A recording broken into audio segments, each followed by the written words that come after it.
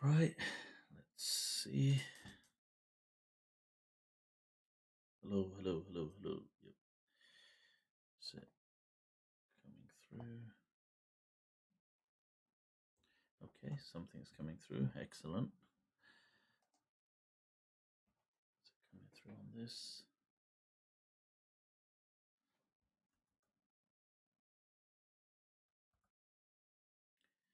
It's coming through. It's come through on Facebook. Excellent. And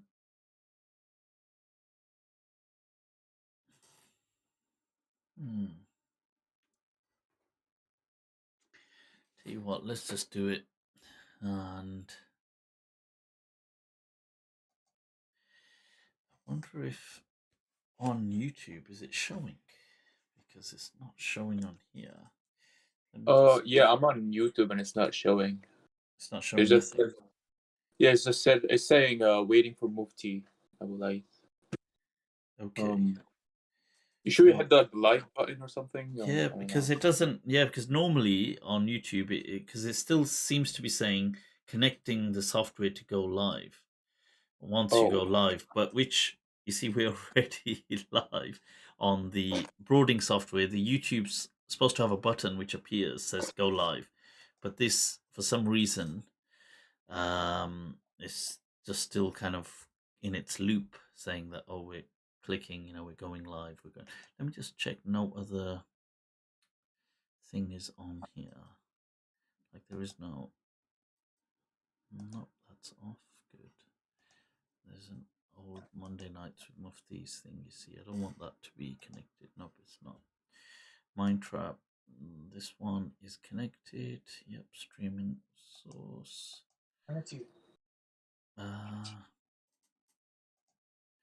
Okay, let's do it. Let's see what happens.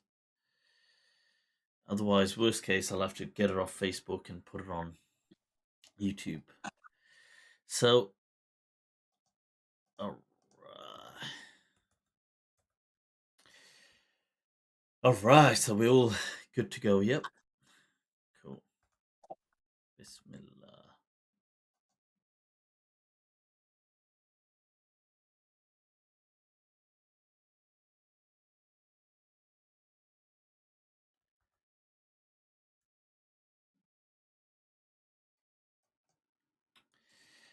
All right. Bismillah. Walhamdulillah. Wa ahlan wa sahlan wa marhaba. All right. People, welcome back to September's end of month. For a moment, I had to pause and think, is it September or is it Right. September's end of month book lounge, book discussion, people? And this month, we've been taking a look at Aldous Huxley's Brave New World, an epic and a must read, which has actually been listed amongst the top. It's been listed amongst the top 100, top 50 books that one must read before they die. And that is Aldous Huxley's Brave New World. Okay, so I'm just gonna allow people to just tune in whilst we're doing this, and I'll also just get some background playing. And people, Ahlan wa sahlan, just want to say to those joining us today in this discussion, we've got starting in the top there, we've got Lee from the United States with us. Shukran once again. And on the other side, Fazila, Ahlan wa sahlan from the Middle East and Lucknow. Wah, kya baat hai. Right, and Scorpio, shukran for joining us from Texas, I believe. Yes, and we've got one or two others, but I think their cameras have gone into. We did have Saif and Azamat as well, but we'll let them join. So people, right? First of all, how do you guys find this book? I mean, it's deemed one of the most an absolute must read before they say goodbye to their life, and it's got a very strange theme, which surprisingly is still it's written. We're talking, in the early 20th century, but it's still in many ways incredibly relevant. Talk to us about it. Should we, Lee, talk to us about your experience of reading this book, and what are your initial thoughts straight away before we get into some of the topics and um, the fascinating quirks of it? Yeah, my initial response to that book was just, whoa. It was, as you mentioned, it was totally relevant. And I think I shared this with you, but it really, for me, caused me to have a lot of reflection about what it means, even what it means spiritually as a person. And, so often we are called upon to, release our humanity, like pray, dhikr, be patient, go within. But it was fascinating because it would seem that this, they allowed themselves to almost, release that humanity, that wanting, that desire, and yet, So, people who are not too familiar with the book, I mean, yeah, this is it's about it's actually meant to be allegedly about a utopia, or what some people may call a dystopia, ironically. But it's set in the future, far future, where humanity has kind of moved away from the the day-to-day natural world that we have, and we've moved into just a highly functional society where people they're just made with a particular purpose. Babies are no longer born, they're made in factories. They are just one moment, I can they're just, made in different classes. there's like a caste system almost, but a class system. So you'll have people who are just alphas that are made with certain optimum goals, and people who then are betas or deltas or epsilons who do the kind of demeaning work, and they will lack mental capacities. But the strange thing is, in this future world, everybody is happy, allegedly. I mean, that's what the whole theme is about, and they are designed in a way to just be happy. That's all they know. It's almost like the Matrix from coming back to us, and in some ways like Plato's Republic, in saying where everybody has a role. They're conditioned to accept whatever place in life they were created to be in without any mobility upwards or downwards. Yeah. And it's interesting because the people in this world, they have there is no worry, apparently. There's no diseases, there's no illnesses, there's no, everybody's well fed, everybody they fulfill their purpose in life. They have but yet such a utopia is quite dystopian. It's quite problematic. I mean, what jump in. So, if Scopio, what are your kind of key thoughts on that? Why would that be? Because from what we've read in this book, it's a perfect world apparently, but yet it isn't. What? Because how is that? How does one reconcile that? Why is it not a perfect world if there's no illnesses, no diseases, everybody's fed, everybody's clothed, everybody has happiness, everybody's happy? mean, to me, it was kind of like they need this endless supply of the drug soma, and without it, they're still feeling like peer pressure. Like if they don't exactly, like Lenina, if she was only with one person, she felt the social pressure still to conform to those standards that were placed upon her. Yeah, that's So even interesting because they don't have. So there's no monogamy. Is right. something which is of the past. It's not something which there's no such thing really. People, it makes zero sense. Why would anyone be monogamous in that world? And everybody is, in fact, their famous motto: "Everyone is for everyone," and everyone serves everyone. In some way, that sounds so lofty. Everyone serves everyone, and everyone is for everyone. But yeah. I mean, safe? What about your thoughts on this dystopian utopia? So wait, can you hear me first? Yeah, Yeah, you are great. slightly low, but Slightly low. All right, maybe I'll speak louder.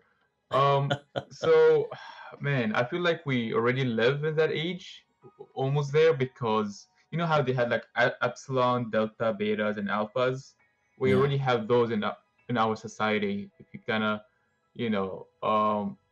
paycheck wise, how people live, where they live. If you live somewhere in California, people will know that you might be like high class or something like that, versus if you live somewhere else.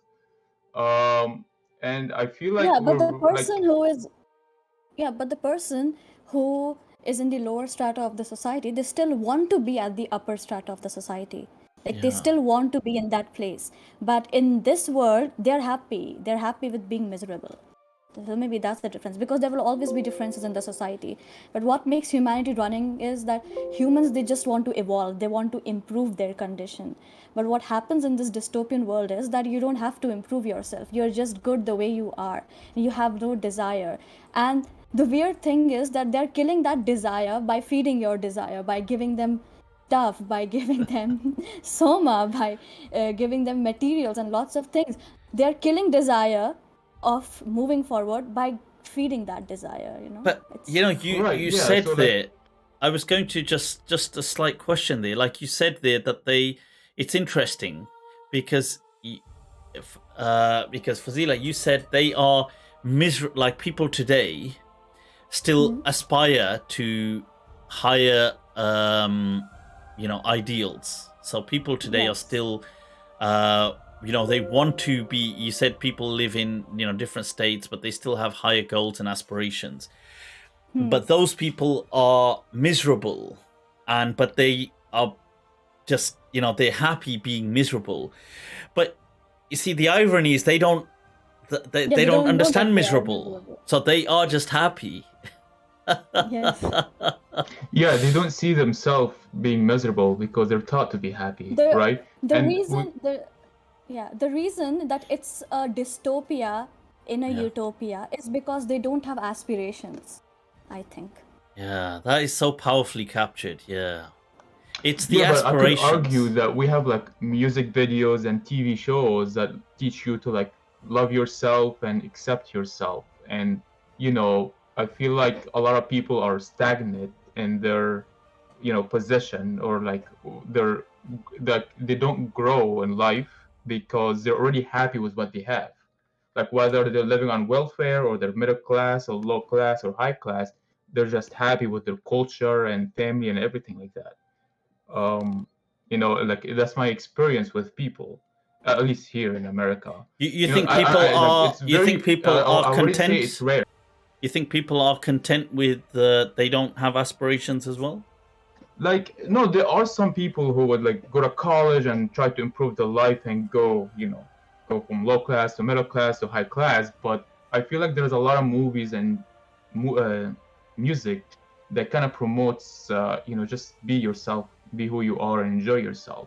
And people would just spend their money, on something like just for like the soma, like for the gratification. They wouldn't invest it in learning or education or anything like that. They would just invested in buying more music, buying more TV movies, consuming, right? Yeah, Buying the the new consumerism iPhones, culture new is very computers, real. whatever. So that's all consumption, which is, And you so know, for people just in case who haven't read the book, Soma is in this new world of Huxley.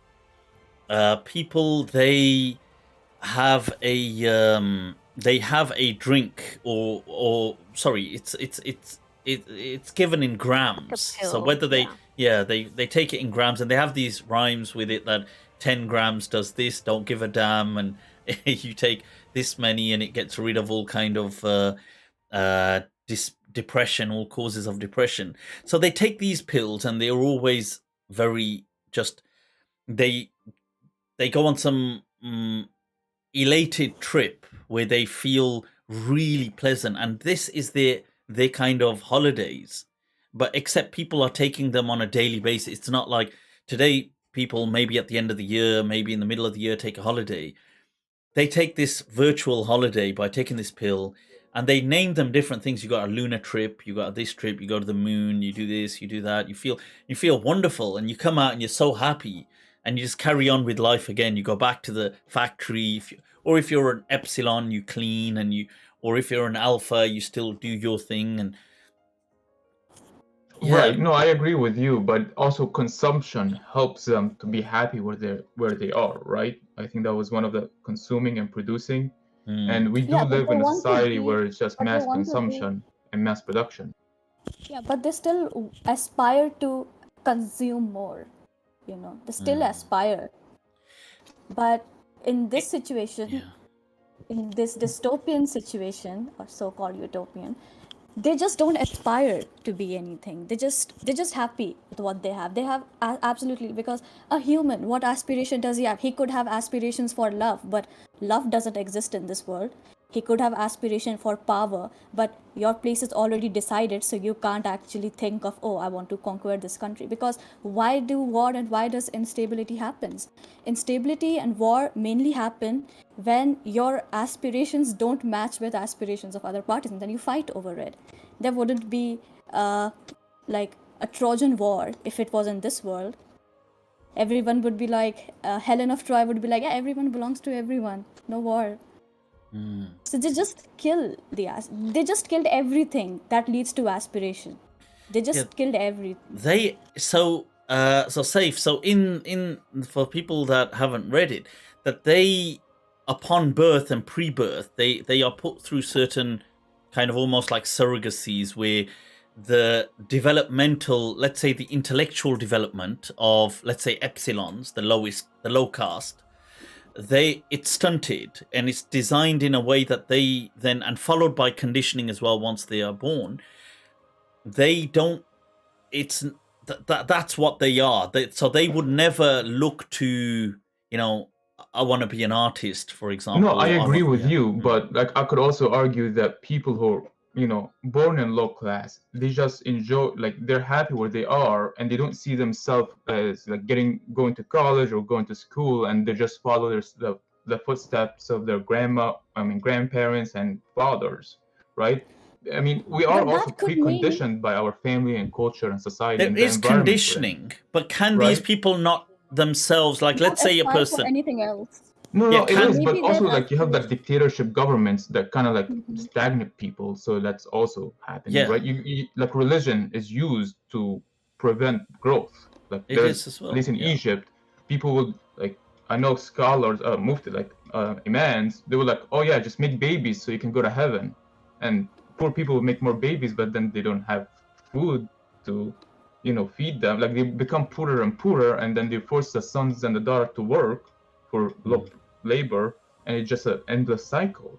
We already live in that kind of. But don't you Yeah, feel? but the poor people, they don't actually produce more kids because they're happy with what they have. There are many factors to why do they do that actually. One of them is that they don't have healthcare, and other is that in countries like Africa, there is a high chance that your child might die before the age of 5. So the mothers are like, okay, we need to have, a backup plan, Don't you something like also that. So think that's why we do more. don't you think it's There are contraception many as well? reasons. Contraception is an issue as well. Don't you think that's Contraception, because people contraception is an issue. often, I'm sure many babies are not.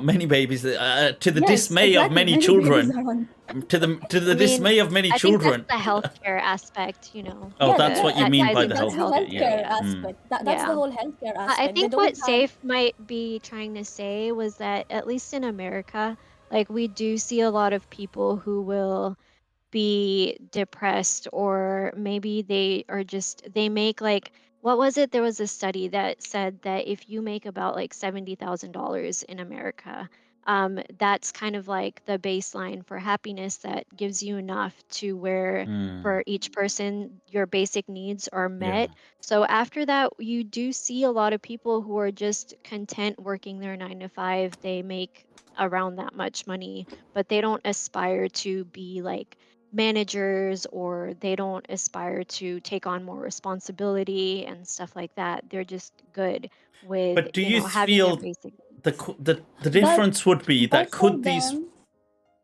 these for them, people their suddenly aspiration switch? Let's say they a can person switch. is poor, and let's say they are totally dull of aspirations, totally dull, and then one day, their life is totally, let's say it's miserable, and then they one day, I don't know, let's say a person wakes up, he looks at the sunrise, he looks at life, he goes into a meditative state, reflective state, sorry, and thinks, what the hell am I doing with my life? I'm gonna pull myself together. And they do, and let's say they start, and but so if they want to switch, can they not switch? Because the difference in the Brave New World, like the Epsilon, it's capped, it's the ceiling. They've been born in a way that they won't want to be an alpha, or the beta, or even the delta. They just want to be an epsilon, and they're It was happy. also alluding. Right, you're right. I think it also was alluding to like while they were being created, like the test tube babies, Yeah, they would put different things in to yeah, sort they of would. Yeah, lower their intellectual they would use capability and stuff like alcohol and that. different things to stunt Right. the. So Yeah, yeah, like Yeah, they kept on electric saying that shocks Bernard was different because they put like alcohol and in alcohol the on here. Yeah. thing. Yeah. So I feel like maybe in today's world, um, those might be like genetic differences that people have. I don't know. There are some people who are so clinically depressed that they, unless someone takes them or someone calls the cops on them, like here we have a 5150 where, calls the cops on them. basically, yeah, like they're if they're suicidal or Oh, if okay. yeah, so like an actual mental health crisis. So in America, at least, I know that you can call the cops on someone who's like actively being suicidal, and the Okay. cops and probably a mental health response team will go, and they will be involuntarily booked. But when these people leave, often they just go back to their regular kind of status quo. And a lot of like right now neuroscience is making lots of new discoveries and finding out that some people might have that genetic component that they are going to be sort of at that level unless they actively take drugs or medication or something like that. And I know meditation and But like ironically, reflection. in Huxley's Brave New World, people don't commit suicide, and they don't. Even when they choose to die, they just kind of take so much soma, and they just They keep just die taking from trauma. soma, and then they just Light die. out. Yeah. It lights out. No, but I also would like to add, like, a lot of people don't want to go through the struggle to grow, right? It doesn't have to be like, it doesn't have to be money wise. It could be like, whether, studying a new subject or learning a new language. It takes a lot of, energy, and the struggle, like the jihad, the struggle is too much. some people just give up midway, or like going to the gym and working out. Some people just get exhausted in the first week and quit it, and they would be content with their own state. I'm happy with my own body. I eat whatever I want. I drink whatever I want. But like doctors would say that he's living an unhealthy life, and his lifespan will shorten. He would have diabetes. He will have health problems, right? And I feel a lot of people don't want to grow because the struggle is too much. So they rather just have like the, instant gratification, whether it's like sex or consumption of materialism, or soma, which I think our soma is like what, alcohol or marijuana? I don't know.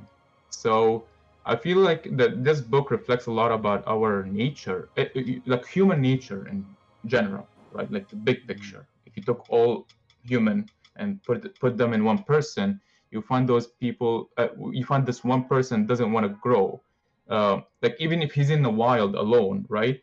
To kind of like survive in the wild, you have to go through a lot of pain and just to like make fire and hunt and all that. But a lot of people just don't do it. Like they would just rather die or just have a peaceful whatever, And an interesting character in the book, Linda, who is the mother of John the Savage, when she's dropped off in the reservation, the which is the savages, the non-civilized people, she doesn't really adapt to their culture.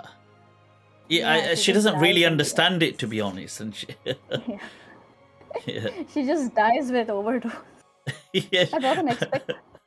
Yeah, I mean, it has to do with what you guys are talking about. So this is a quote. This is a quote from the book, and it says, "Till at last the child's mind is these suggestions, and the sum of the suggestions is the child's mind, and not the child's mind only, the adult's mind too, all his life long. The mind that judges and desires and decides, made up of these suggestions. But all these suggestions are our suggestions." And it's interesting because I definitely would agree with Saif that I have also found this to be true, what he's saying to an extent. And I would say that, when we're talking about suggestions, I think that there is certainly an amount of conditioning purposely, or okay, I'm gonna have to come back. Hold on one sec. Oh, okay, I think they stopped. I think that there's conditioning purposeful and not purposeful, which can bring about the consequences that maybe he's talking about. So it's interesting because in their world, there's no choice.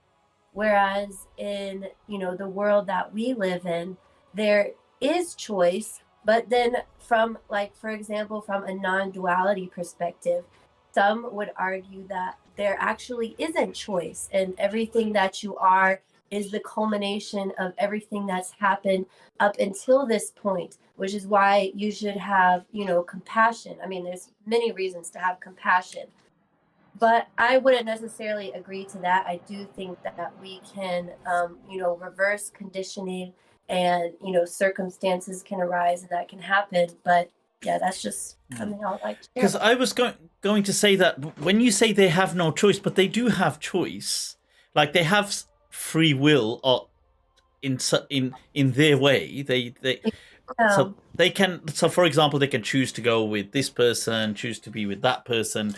They have, they're not automatons or like robots, absolutely just kind of just walking along, but they are conditioned in a way that I suppose their objectives and their standards by which they live. So promiscuity is the norm. Their options are more like closed. Their options are like closed. That's why they just think that, oh, I have free wills, but they just, when they haven't seen another option. And if that option is shown to them as wrong, because when they see families, they're like, ew, that's gross. Why would you have a family? Why would you have a mother or a father Yeah. or anything of that sort? So the options they could choose, they are shown to be wrong. They're shown to be gross. That's why they don't go that path. But is that So not, you see, so so when you that's more say, like conditioning. yeah, because I was going to say, is that not also one, like Huxley, let's say from his book's perspective, could argue, well, is that not also just what human beings are already? So let's say they are disgusted at the thought of a family. Like the word mother and father is ridiculous to them because babies are born in these hatcheries, and even though some humans can still give birth, so not all humans are sterile, and like Linda, she gives birth to a baby. Now, that's a disgusting, such a primitive thought for them. Like ancient man would do that. And why would you attach yourself to one when the state, you are really part of the state? I mean, it's a bit like Plato's, all children, we all belong to everyone. And there isn't a couple, there's just everyone. If you like someone, you can just be with them intimately, and everybody has that ideal. So for arguing from his book's perspective, you see, but we as humans already have certain ideals. Like we also have certain, he could say, well, for example, let's take relationships as an example. Now, let's say even parents, children, we have fostering, we have adoption, we have, like, this is, I'm just saying, a different institute where we are putting people with a center, for example, in an adoption center, in a fostering institute. And even if you take the institution of marriage or relationships, people would have, like we as humans today would have all kinds of relationships. There's going to be the normal heterosexual, there's going to be homosexual, there's going to be polygamous, there's going to be polyandrous. So if people in the Himalayan mountains where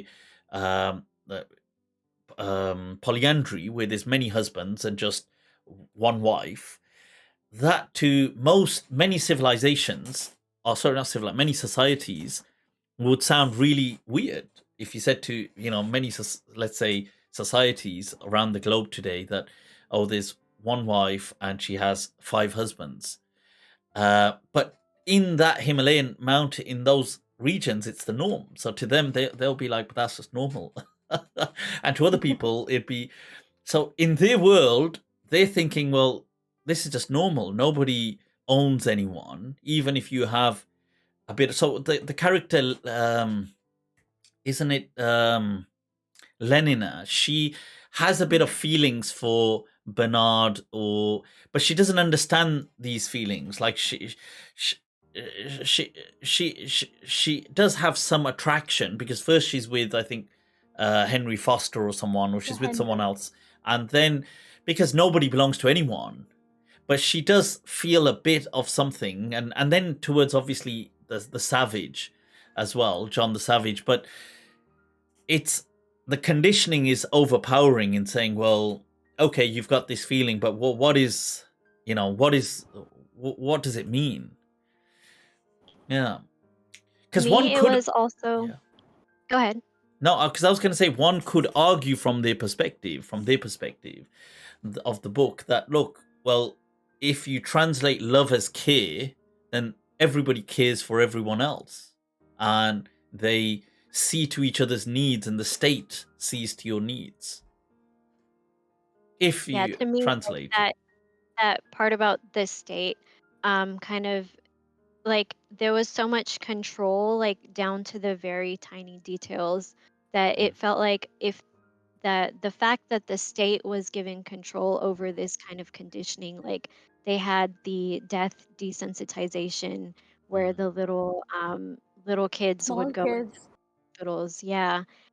So it feels like it wasn't like an organic kind of, in today's Yeah. world, you'll have different cultures have their own sort of conditioning, like their beliefs. And even one culture, you'll have different couples or different families. They'll have their own set of ideals that they'll teach their kids. So, Yeah. like, my cousins were not raised the same way that I was, you know. They always, like, families usually have Yeah. differing ideals, but it felt like in the Brave New World that power, that kind of narrative was just given over to the state or maybe their city's controller. And those people were responsible for the conditioning program. So that also kind of made sense as to why everyone sort of felt the same way. And there weren't that many people like doing the different things because we say that they had free will, but you don't see a lot of people going against the grain. Like Bernard, when he tried to do Yeah. something, They, there was they were like that threat of you're sent going him to to get sent to Iceland, the island. right? Yeah, yeah. So, and Mustafa Mond, he also says that at the end, like, I used to be a good scientist and I wanted to Yeah. do my own science, but I knew that if I pursued the truth in the way that I wanted to, then I would get sent to the island, and what good would that do me? So, Yeah. And you're right. And they say that he says, so If what you did you have do? to, He says, I gave if you up my have to face the happiness. repercussions, if you have to face the repercussions of going against the state, then you don't have free will. Even if you're conditioned to it, even if it's your conditioning, and once you decide that, okay, I don't want to do this, and if you face repercussions for it, then you don't have free will then. But one could It won't argue count that as what if we are just programmed to think this way, and thereby we think we have free will, but we're just programmed to think in this very way. So we're just acting out a program too. Yeah, but if you're acting out a program too, what benefit would it give the person who is manipulating us if we think that yes, we can go against the rules and we shouldn't be punished for it? So the person who has put this in our mind, what benefit will he get? No, not the person, but let's say our brains are designed already to in with this, like we are already conditioned in a certain, like we have like we don't actually have free will, but we have the illusion of free will, and therefore we think we have free will. We just wouldn't know because we would be, you see, like we couldn't think outside the illusion because that's all we'd know. I'm just because nowadays some in fact many scientists strangely are I don't agree with this, but many of them have really leaned across to a very hard determinism in saying that we have no free will and everything we do is already the brain is doing it, and the brain has been somehow programmed to do all of these things, but consciousness, it happens so quickly with it that we think that, so as the brain does it, our consciousness to make that choice comes, let's say it comes a tiny nanosecond later, but it comes with it so fast that we think we made the choice. So a lot of them, there's a lot of experiments, not a lot, but there's a few experiments where this is the claim by some scientists that so they've tested people that they've had these kind of implants into the brain, and they would have to pick a switch, or they'd have to pick a color or something, but the controller can see that the brain would react before the person would make the choice, and the person would mostly make the choice that the brain would react to. So what they were arguing was that so is the person making his conscious choice after the brain has already made its decision, and he's just having the illusion because it's happening so in such tiny nanoseconds together that they feel that no, I did it because I made the choice. It's No, but if there are like two buttons, like if there are two buttons, there's a red button and then there's a green button. Yeah, this is it. And Yeah, now exactly. I want to press the red button. Yeah, So exactly. wouldn't it be natural that my brain will think first, will choose the red button first? But but what Maybe makes I you have a choose the red natural. button? so Like, what? what So makes you Maybe. choose? so I'll share the I'll share the exact. Maybe as a human, my first color preference is I like the color red. I like it a lot. So whenever I see, so just before I could make a choice which button to choose, that button caught my eye, and I was like, oh, red. And my brain is like, oh yeah, that's the one. So So maybe that's a that's my different. preference. So even that as a subtopic is a digress, like what Scope just said, that even thinking I like the color red in itself could be a conditioning, which or you Yeah, like see, evolutionary scientists will often Yeah, say that evolution. red, because like when we were like back in the Stone Age and stuff, it was if you way were before aware of, they say Yeah, when way this is before. yeah, in the Yes, in creature very humans are early, to conditioned see to like the ripe. color red. yeah, So they yeah. say So that like it red was indicates dangerous. that a fruit is ripe. This is why they say often about women and red dresses, because they say that that's the psychological evolutionary element. Now, but people saying I have a favorite color or I have a favorite thing or I like this, it's interesting because at some point we may have been conditioned to like it. But we just think, I oh, well, I like it. Oh, I think that I actually would agree with you, which is, sort of how I mentioned how some people, they don't believe that we have choice because we're the sum of everything that has happened up until this point. Yeah. For example, in the event that somebody has a traumatic experience with water, every time they come in contact with a body of water, their body's going to have that response, whether or not it's something to have a response about.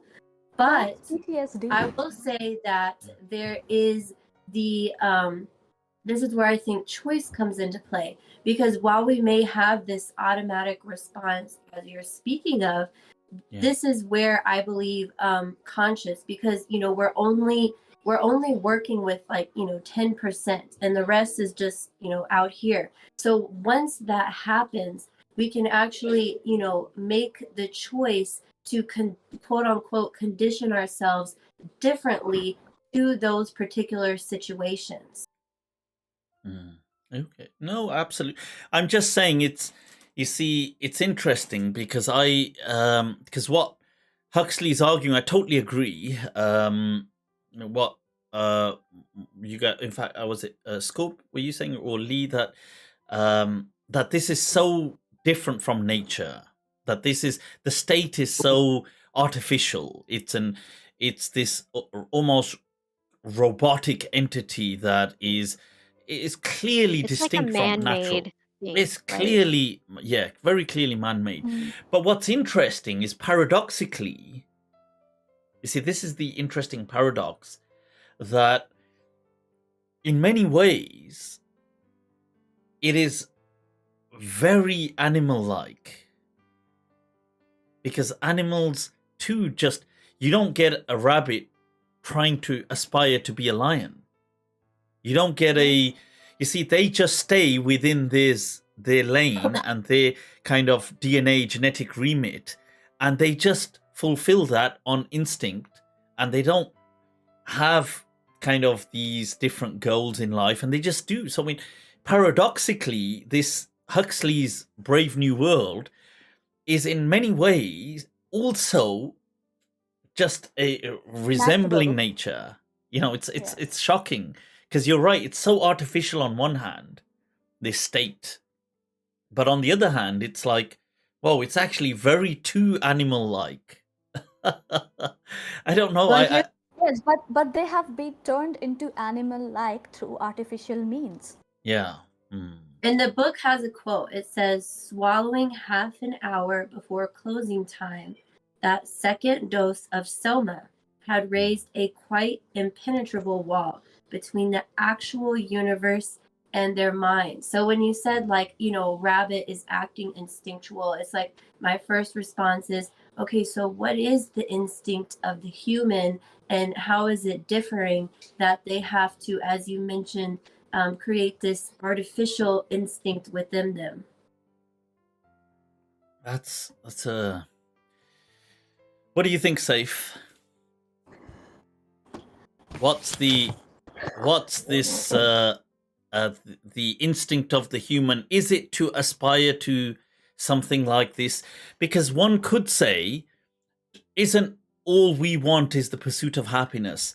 So why bother this, let's say this gentleman or this lady, if even if they are epsilons or they are deltas and they have no aspirin, but they're happy.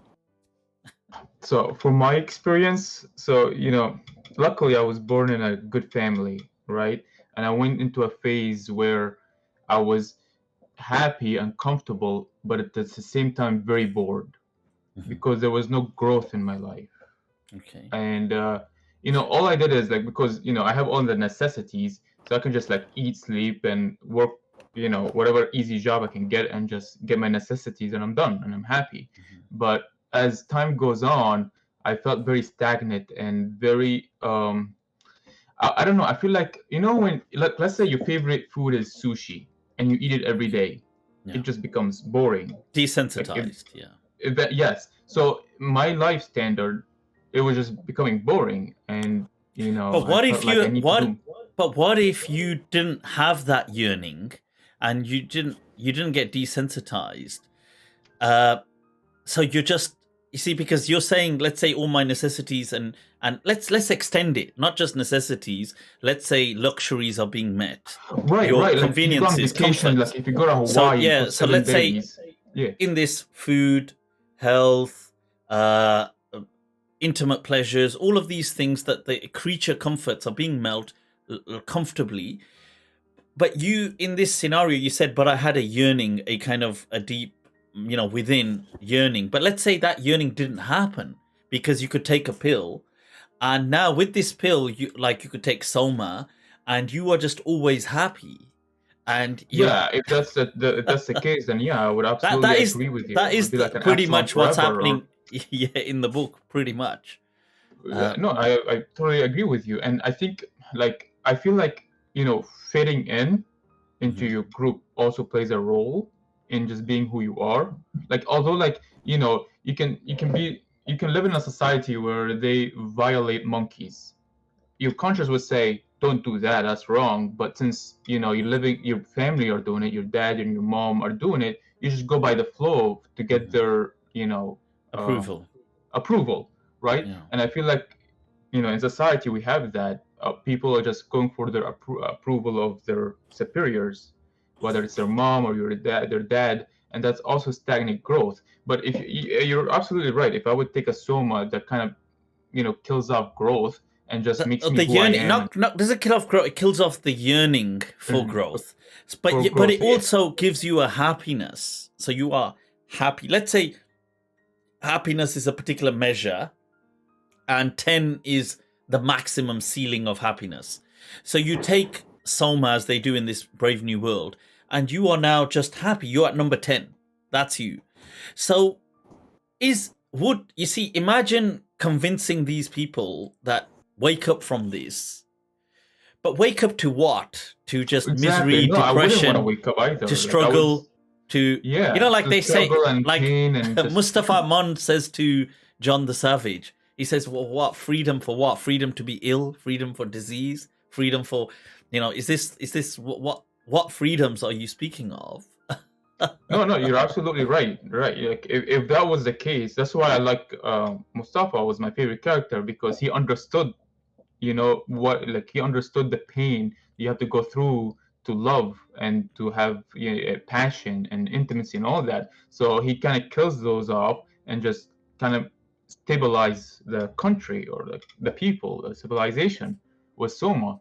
And that's why I liked him a lot. But in the real world, that doesn't have, we don't have the Soma, I believe. Let's say we found out that we were in a matrix. Yeah. Now, like in the movie Matrix, because this in many ways is like the movie Matrix, except in the Matrix, some people have woken up and they are the main characters. So in the Matrix, people can live in this world, and you can, even though it's not everybody's happy in the Matrix, but still they're living in a normal world, and they could have some added features like you're a special VIP and you have money. And would you want to wake up from the Matrix as in the movie? Because that's the whole argument of the Agent Smiths and these people No, that no, they. I wouldn't. I mean, I actually believe heaven will be the same thing. Like, we'll be happy forever. There will be no death. There's no pain. There's no all of that. There will be luxury. There will be whatever we So would want. you? So, And but in this, yeah. So, but that's a different. That's a whole religious discussion. But let's say the Matrix. If you were in a Matrix and you were asleep, because in the Matrix they're asleep, except they're living in their mind in this world, but it's a Matrix world. But some of them know that this is not real. Why don't we wake up? But if they wake up, they're just in this miserable ship, and life's just, what the hell is this life? So would you rather just stay asleep, or would you rather wake up? I would personally, if I don't have the urge for growth and everything was, all my But you would necessities you was would needed, if you I wouldn't. I you would wouldn't. if you wake up. You would have the urge. You'd be your normal self, or you could be in the Matrix, because in the Matrix, let's say you've got some added features. You still would have some yearnings, but you could rig the system. So let's say they put you in the Matrix where you are a millionaire and you're a pop star celebrity, or so you've got money, status, this, so you've got. But yeah, eventually Yeah. that gets boring because that's how humans are designed, right? Like, eventually things gets boring. Like, I remember once going on vacation. I remember it was in the Caribbean or something like that. And after 4 or 5 days, we couldn't wait to go back home. Like, on the first day of the vacation, we were hyped and like, "Ooh, we're gonna try this, we're gonna try that." What Fifth did day, you we're have? like, What did you have going on at home? That's what we want to ask. Everybody's no, we wondering. just wanted to go back home. We just like, oh, this is just like, yeah, we had too much fun. We get it. We want to go back to the normal life. So that kind of inspiration. I don't know how to explain it, but No, I think I a lot of understand. people, I understand. yeah, a lot of people Well, like, yeah. It's what like, what about you guys? What would you say, Fazila? Would you want to wake up out of the Matrix, or would you rather stay asleep in the Matrix? And I don't know if you've watched. Have you guys watched the movie Matrix? By the way? Watched Yeah. it. If you were in See. this world, let's say you are in Huxley's world, and you have the ability to be deconditioned. Let's say they can decondition. They've got the apparatus. They can put you through it. And remember, these people, they still have intelligence. They're not robots.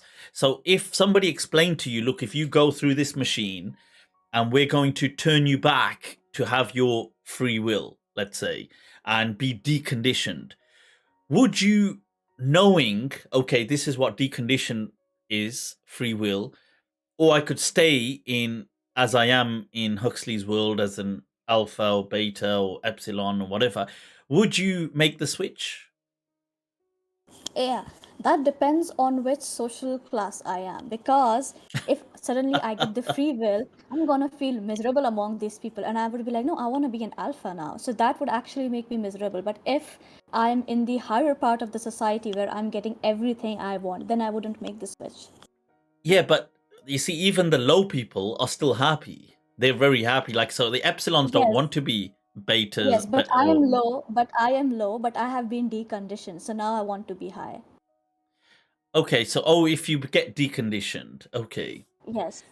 As a See, low, if I get that's deconditioned. interesting, because you see that argument then is still very utilitarian. It's still very, as long as I have my utilities, Yeah. which is what the Brave New World already offers. It offers utilities. It offers, like, because you see, if you said, because what, in essence, I agree with you, people would say, look, I don't mind that, but I want a better seat. I want a VIP seat. I don't want to be just some pleb or a peasant. I want to be someone that's doing it. But then, which makes sense, because you want money, you want, let's say, you want luxuries, you want status, you want comfort, you want, humans want these things. But here, without realizing it, they've already got it in their own way. Everyone is for everyone, and you've already got comforts, and you've already got the state taking care of you, and you got food, and you don't get ill, and you don't get. I'm just saying, it's a. Honestly, I wouldn't. I would not. I would If I there is mean, a community of people, if there's a community of deconditioned people, so we can join them. But if I'm the only one alone, and if they if they are ostracized, and if they're like killed, if they're like selectively found, and they're like, oh yeah, we're gonna kill you because you have been deconditioned. So it will, so we should think of our lives first. But if No, there is I a don't think they community would. of I don't people, think they would kill them because in here, in Brave New World, like John the Savage, they'll they just send you to Iceland. Iceland, it's cold. I'll yeah. die there But anyway.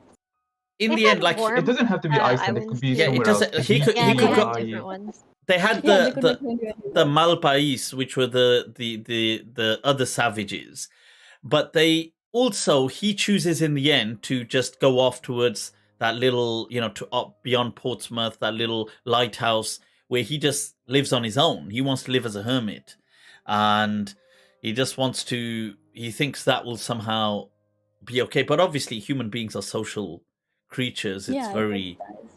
yeah. The But that's interesting thing is yeah. that even when they showed savages, the savages also weren't very intellectual people themselves. Yeah, They they were weren't. also They weren't everyone was weak. developed. They were They very weren't developed. yeah. Huxley actually says He just shows the dark side of everything. He's just yeah. showing that. He says, Huxley says this, that he says that he regrets after his book Brave New World, because he's got another section, another kind of it's not really a book, but it's made as a book. It's his essays called Brave New World Revisited. So decades later he writes about it again. And he says that I wish I'd made a third path for John the Savage, because you see he has because the way he makes it is you either live in this world, which he can't fit into, he's not conditioned, Brave New World, or you go with the Malpais and those savages, and they're not very and then he feels that okay, the only other path that makes sense for him was isolation. So Huxley gives him civilization or isolation, solitude. And really, Huxley himself writes that I wish I'd made a third path, because this ends on a very it ends on a very dark note. I mean, with John the Savage killing himself, and did you guys clock that, by the way, at the end, that he's killed himself when he because because his lover died or something like that. No, so what it is that he's on this island, and he's become incredibly popular. He's this icon, which not like as in he's iconic. Sorry, as in he's an amusement for people. People go, "Oh my God, John the Savage! He's like a creature at the zoo." Following him and bothering him as if he's some. So he's some kind of animal, like an exotic animal. And so what it is, they hear. You see, the interesting thing is Huxley. He contrasts this civilization kind of conditioned frenzy with religious frenzy. Yes, because exactly, John the Savage, not John the Baptist, John the Savage is very religious in his way. He prays to to Jesus, to all different these spirits, and he always carries guilt. So he feels really horrible about. He associates pleasures, especially sexual pleasures, with hurt because of his mum, how he saw his mum in amongst the savages, and he thinks, and he found it humiliating that his mother would be with all these men, and he associates it with all this guilt and hatred, contempt for it, and his mum in the end taking Soma until she dies.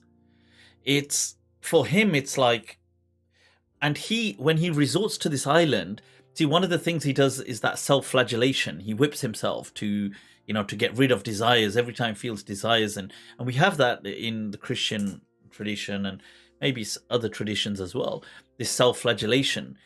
And he whips even Lenina when she comes, because he's just in this frenzy, because he can't take the fact that he still has this desire, because he is human, he has these desires. But and then when they all take Soma and they turn it into, they say orgy porgy, and they turn it into the orgy of atonement. And when he wakes up in the morning and realizes he had been a part of this, he had also just done what, this very thing that he used to always be very Puritan about.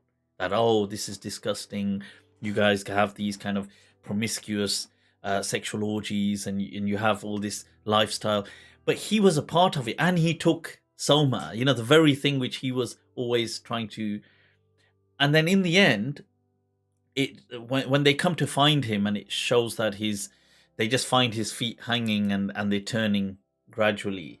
They're going round and round, and that's because he's killed himself, and it's a very dark end. And Huxley felt that it was very dark, and I think later on he kind of regretted making it too dark. Well, yeah, that's why I didn't like John the Savage, because he practiced a lot of destructive things. He was Religiosity. self-harming all the time. He was self-harming.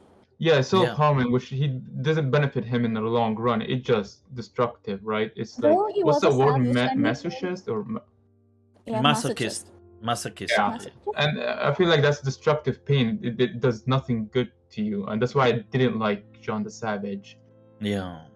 I mean, he definitely has that, even though they don't name the religion, but his religious frenzy is being shown on purpose by Huxley to contrast it with the civilizational, the systematized frenzy of trying to control everything. We're going to condition everything, that we're going to be in control, that state. But on the other side, his version of God and this whole is not about... He himself is conditioned. Yeah, he is actually. That's true. He's conditioned in many ways, like his hatred, his guilt. All of this is a conditioning of his upbringing and his experiences. And I'd actually like to go back to the interesting thing that you said about having a third option. And I would like to, if it's okay, read a section of the book. Of course. And it starts, okay, so I'm going to read this section of the book, and then I'm going to give third option. Okay, so this is talking about John the Savage. All alone, outside the pueblo on the bare plain of the mesa. The rock was like bleached bones in the moonlight. Down in the valley, the coyotes were howling at the moon. The bruises hurt him. The cuts were still bleeding. But it was not for pain that he saw. It was because he was all alone, because he had been driven out, alone into this skeleton world of rocks and moonlight. At the edge of the precipice, he sat down. The moon was behind him. He looked down into the black shadow of the mesa, into the black shadow of death. He had only to take one step, one little jump. He held out his right hand in the moonlight. From the cut on his wrist, the blood was still oozing. Every few seconds, a drop fell, dark, almost colorless in the dead light. Drop, drop, drop. Tomorrow, and tomorrow, and tomorrow.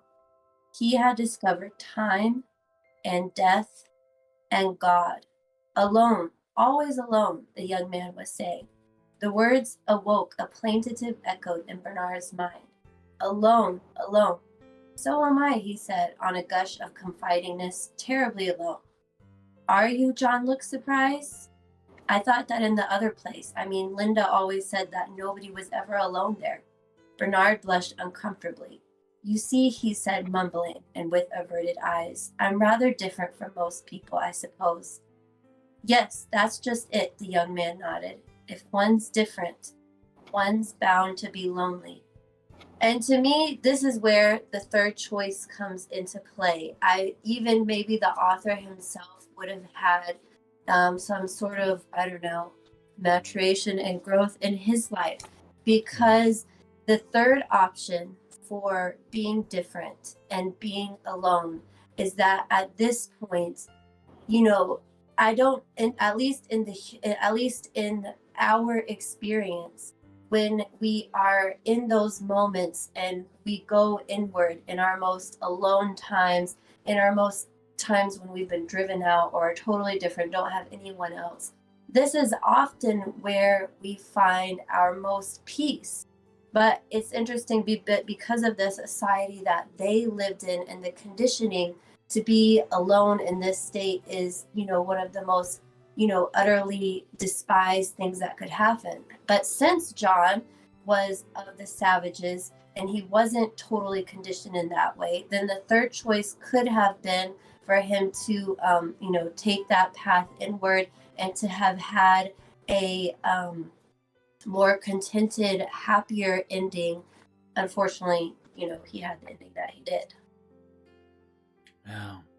No, that's some very insightful words, and I agree. It is very it's strange and difficult as well, because it's like, what the question is, what are humans striving for? They are ultimately striving for a kind of utopia. Ultimately, one could say, even in the religious sense, it's in the afterlife, but many religions would say the kingdom of God will be on earth. And there's many religions, whether it's going to be, in fact, many messianic, that's the vision, because there's going to be just pure peace, there's going to be pure bliss, no poverty, everything. Humans strive for a utopia. And also humans strive for this happiness. They want to this pursuit of happiness, and it does raise some very, because one could say, well, humans don't seem to know what they want, because with, you see, for example, for the yearning to grow, for the very yearning in and of itself, there must be angst. Because yearning is an angst. It's a turbulence within. It's a kind of suffering, almost. So, but that's the very thing that humans don't want.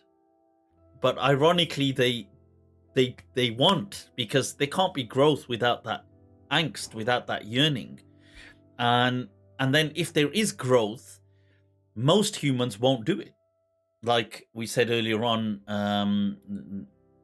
Scorp, you were mentioning it, Safe were mentioning that, look, I don't think most people have these high aspirations, and most people just want to. So, imagine an alien looking down, they would think, well, humans don't seem to know what they want. It's like they seem to want a utopia, they seem to just want happiness. But if you say, well, here's a way that you could just always be happy, like in Huxley's world, it's all taken care of you, you never get ill, you take this soma, you stay happy. Then they say, no, we want this struggle to grow. And you think, well, But then when Oh, go ahead. Yeah, everyone is different. Like, people want to live, they want to get approved, right? Like, they want to marry within their culture, eat the same food with their family, same bloodline, same heritage, same rank, all of that. And they just do it for, like, they're just following the wave, like following the flow of and being accepted. No one wants to be isolated or rejected. do you think that's right? actually accepted, or that's just their natural surrounding, for example? Well, I guess because, like, So, when you're for a baby, example, dependent if you were in China, you would just eat Chinese food. It's not that you're not doing it to be accepted. You're just, everybody eats the food, so you just eat it as well. You are just one of everybody there. You know No, what? no, that's true. But because since we are born like with a mom and a dad, we want their approval. So when we're an adult, we might give up growth just for their approval and just follow their culture and inherit their way of life. Even though if it's destructive, like, let's say you had to flog yourself every Thursday night, people would do it just for the sake of approval, right? Just to be in the community, to fit in. And that's what Bernard was trying to do. He was trying to fit in, and every time he would do something wrong, he would say Iceland. He's like, no, and he would try to, get their approval. Don't you feel sometimes Bernard was a bit of just a more hot air, as opposed to, because his friend Helmholtz, he seems to be a bit more of a stable character, because they both go off in the end to the Falklands, but they are. Whereas Bernard is this kind of rebel, but he seems to be this kind of almost a wannabe rebel, but not an actual rebel. Because every time... Yeah, because Bernard was still young. He was like 25 years old, while his friend was like 50, right? So there was an age difference, there was experience. True. Maybe the that's one thing. experience. That's true. You Could know be what I that. think is that, you're talking about, wanting to make a good impression or wanting to have this type of connection and wanting to have this type of connection. If I look at, like what is the root of that feeling that, one may be seeking. And to me, the word that comes to mind is meaning. They're searching for meaning. Meaning. And Right. Okay. yeah, they're searching for meaning in their life. And whereas in this, and so how in our world we find meaning is, and how we understand things is by their pair or by their opposite. And so in this book, even there was a quote, I was trying to find it, but I haven't made my way to it. But Mustafa, he basically says that, God's form Yeah, is that's the a beautiful quote. Where they asks him that is God, so God was in all, so is God still present, manifest himself with us? And he says yes. And that's the in quote. the absence. He says, how does he And manifest himself? He says, manifests himself through his absence. And that was a Yes, very and to- powerful quote. Yeah. And to me, it's like, okay, so are we then taking out the meaning of life? And I found myself, after reading this book, wondering, it's like, if humanity is created in this way that it's just completely utilitarianism, then what is the meaning and what is the purpose and why are they even continuing on with human existence? Because for us, right, we strive, we continue, we push, we plunge forward because we're like, oh, I'm gonna feel like this is gonna happen. We're seeking that meaning, whereas where is their meaning? One could say, though, that let's say if life as it is, in the real world, as opposed to, let's say, Huxley's world, life here does have these aspirations and this search for meaning, but we also acknowledge that many people, one may say in today's world, maybe even the majority, but many, dare we say majority, but many people will fail to fulfillment for themselves in meaning. It doesn't have to be fulfillment as in become an entrepreneur or millionaire, or they just fail themselves. Now, in that sense, if we were looking at the greater good for society, the most good for the most people, or the greatest good for the greatest number of people, in that sense, this yearning, going by numbers for most people, is a losing game, because they don't, like the artists, the creative people, those who self-actualize, those who kind of find contentment of heart and peace of mind, often are not the many. They are often people on a path. They are a minority of people. And yet everybody experiences the yearning, like they feel the restlessness, but they might drown themselves in drugs, they might drown themselves in alcohol, they might drown themselves in other things, but just to numb that pain. But they don't self-actualize. They don't actually become this better version of them. So from that, let's say, a non-human alien perspective, I think some people don't believe that they can. Maybe conditioned. Yes. Maybe, yeah. Yes, exactly. And sometimes, I don't know. I think, for example, in our we're a product of the industrial age of,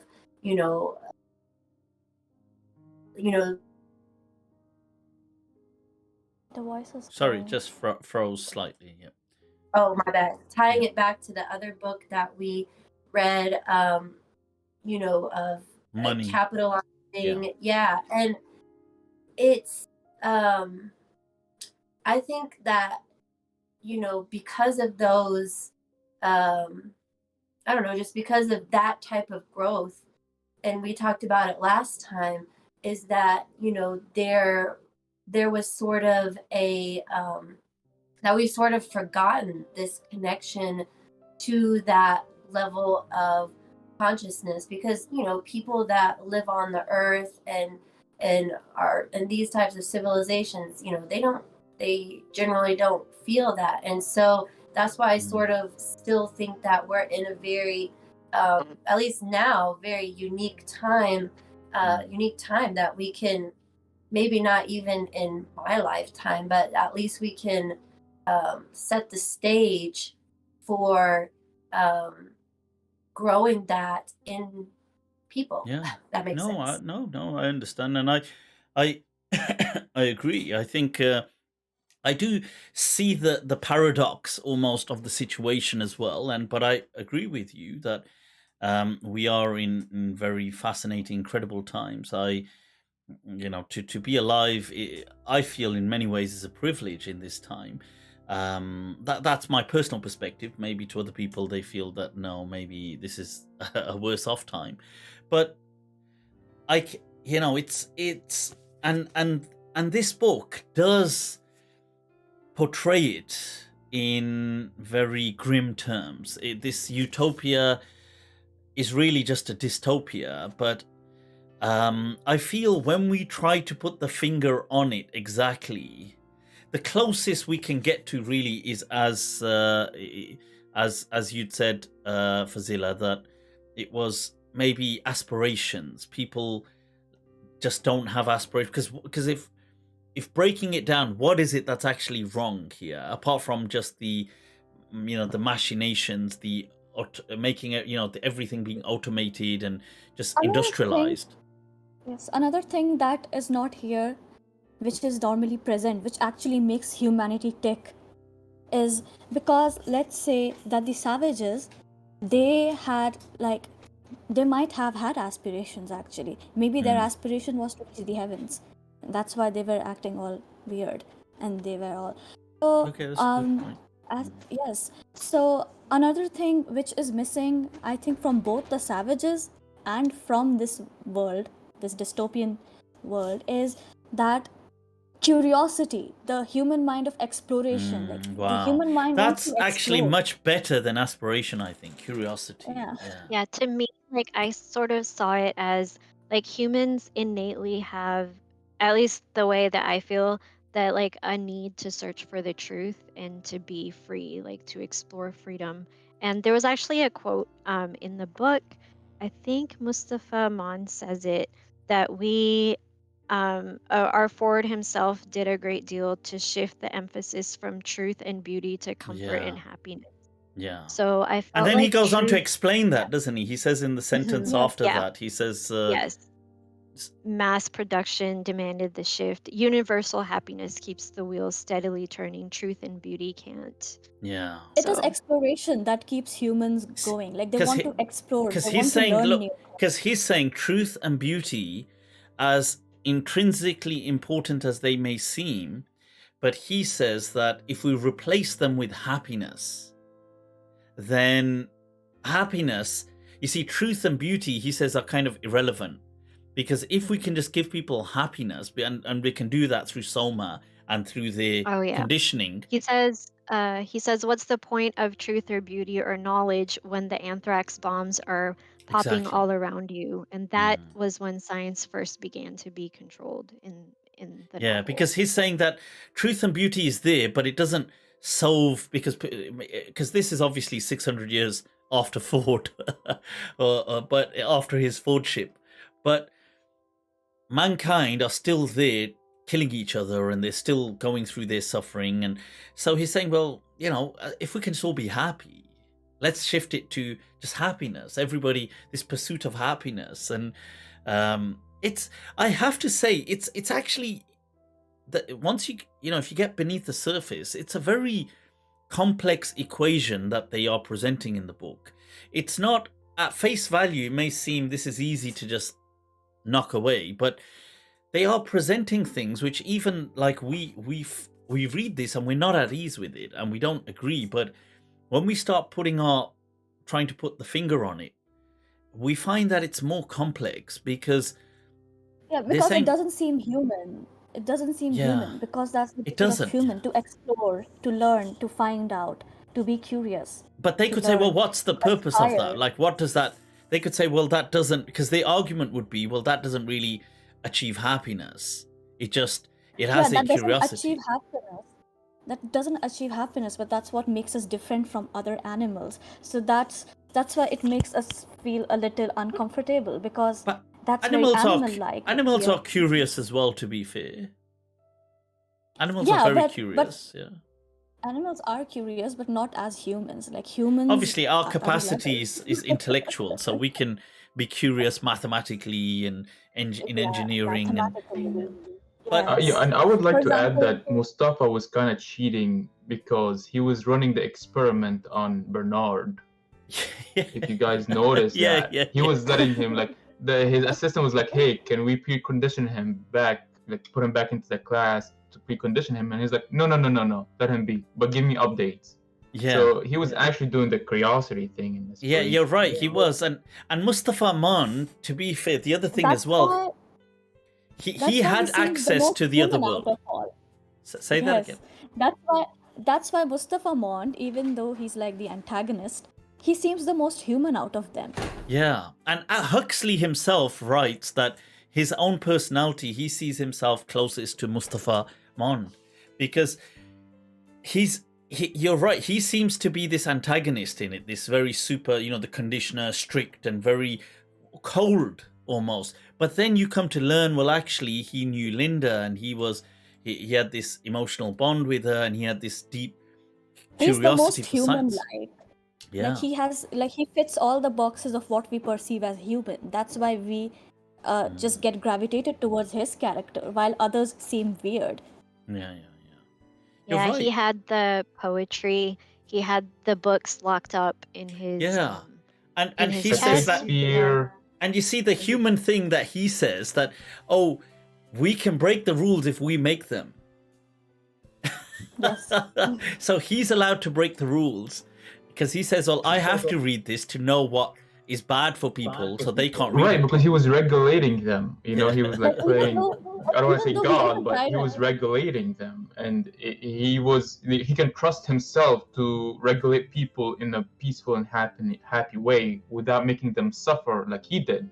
Like, in order to you to learn Shakespeare or study Shakespeare, it takes a lot of intelligence. I can't read Shakespeare, but if I ever did, I'm gonna go through a lot of stress and struggle. He saved people from that. He just gave them the shortcut, and he's like, here's the happiness, and he still does his growth and aspiration and tests, stuff like that. I feel like in a like, way his has aspiration He he himself but has them.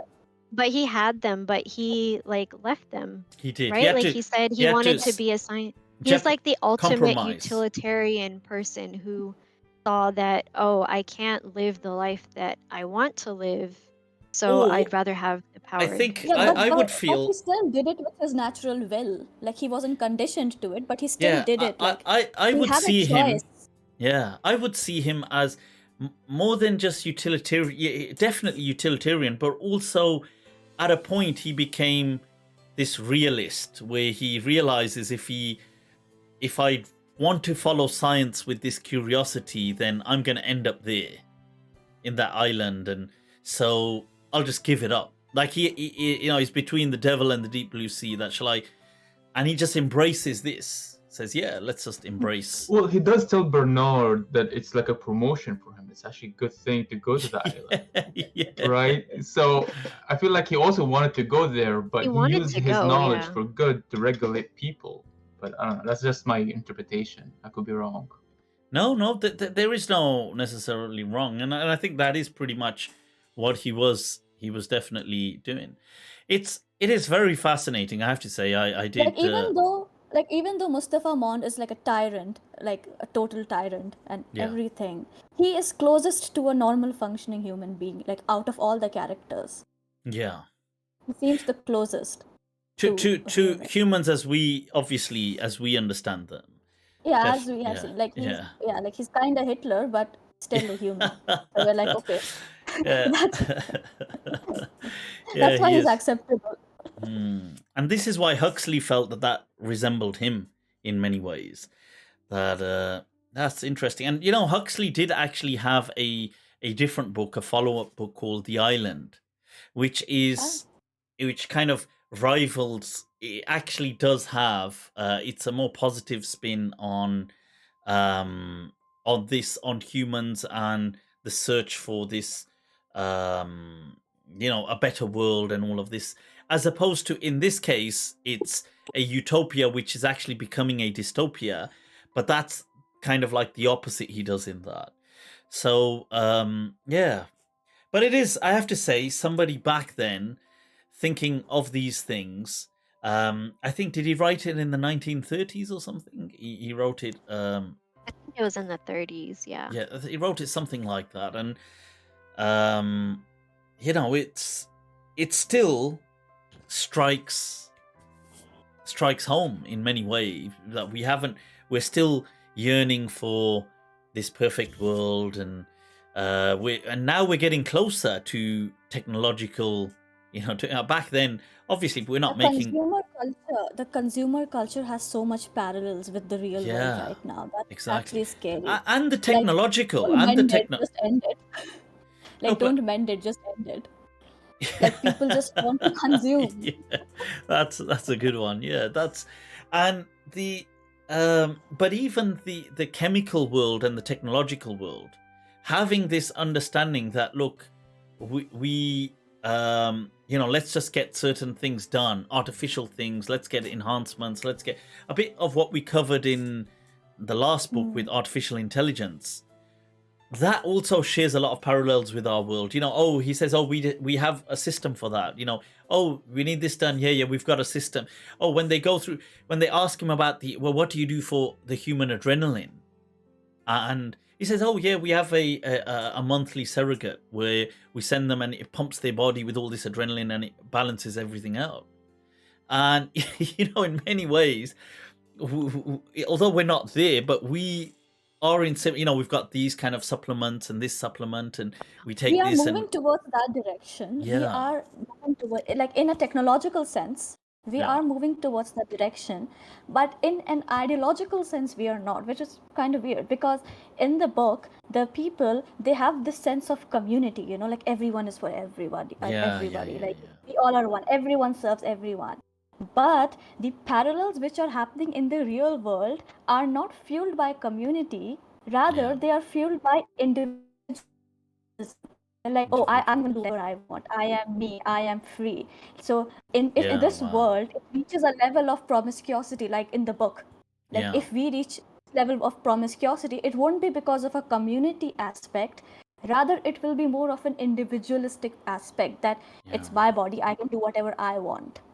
Yeah, So that's that's- actually a very profound point. I'm glad you made that. That's really, that really kind of nails that whole discourse. That it's interesting, the parallels because in Huxley's time, because think about it, he's writing this about 90 years ago, or to almost 100 years ago. He's writing this. There were no, the world was a very different place. So today, moving forward, we can see that we've actually moved in many ways in that direction, but there isn't. Their ideals, to be fair, were still for the greater good for everyone. They were. This was, like you're saying, is community. They weren't doing it it wasn't like Mustafa Mon saying, "I'm doing this just for me." He was saying, well, no, I'm a controller. I do this so everyone benefits. And there's no stable relationships because everybody's for everybody. It's Plato's Republic. It's that whole thing of and you're right. It's in this day and age, it's very, very individualistic societies. Do you not think there are certain cultures, or like usually Eastern cultures and stuff like that, they will have like the interdependent like relationships, and they'll have more of a like community communal, kind of sense. And also, in a way, I think this was more touched upon in Money, but how the economic policies also sort of um, like influence what kind of society it's going to be. Like in communist societies, that's like the narrative they give, like the ideal that this is for the greater good and everyone's going to be like kind of equal and everyone's going to be happy, so they I don't see. have like that kind of greed. So I don't know if that sort of makes Yeah, but sense. the technological parallel which we are moving towards, like for example, consumerism. Even when people are consuming, they are consuming like, like I want to be different. That's why Yeah. I want to buy this, because I want to be Stand different. out. Stand Yeah, out I want to from. stand out. I want to No, stand if out. Like I that don't is want to the But by emulate. buying that's that, don't you sort of just become the same? Like Yes, it's that's the now you thing. want That the you newest iPhone, but everyone has the iPhone, or you yeah. want the Yes. latest Samsung So you Note and think that, everyone it's has it. from me. It's individualistic, but in some sense it also isn't.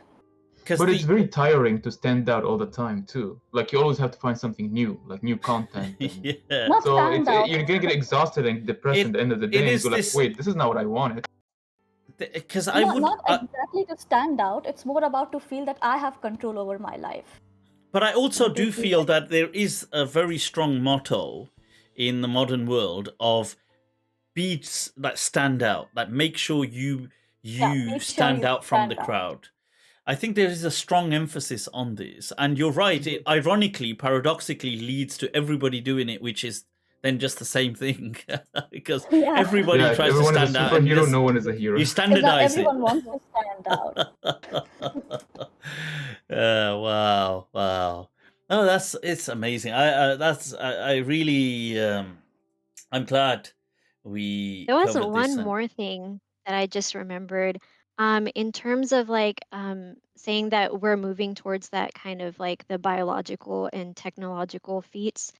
there was actually, I think it was 4 years ago, maybe 5 years ago, a researcher in China Oh did gene yeah, editing CRISPR, and they went AIDS into, resistant. He went HIV like it was a yes, the baby, right? baby. There was a gene edited baby, and Mm.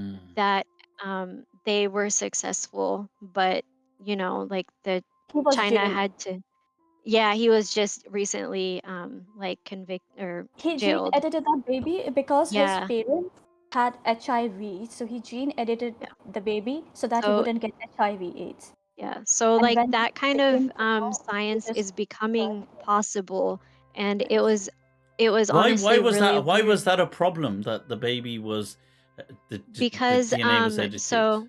so in like a lot of bioethics like It's not ethical history, because yeah, in case if it's it goes wrong, then who it will pay wasn't the more price for about the in baby? case of it wasn't really about if it goes wrong. So usually like you have to set a very strong precedent in these kinds of scientific research Yeah, to exactly. make It has to sure be like that that kind of research doesn't go continue in a wrong way way. that it could be manipulated or Eugenics, and Yes. stuff like this, where they eugenics, yes. start So that's what creating they a were super concerned about, species, that and yeah, that now, and also at the time I remember there was a lot of there were a lot of American scientists concerned that because China didn't have the regulations to stop that, that American babies and American science would be sort of put on the back burner because mm. China would have access to these designer babies and this super smart species, kind of like China what knows all I US is think I science. in think Homo Chinese are Deus. already super smart. So, They already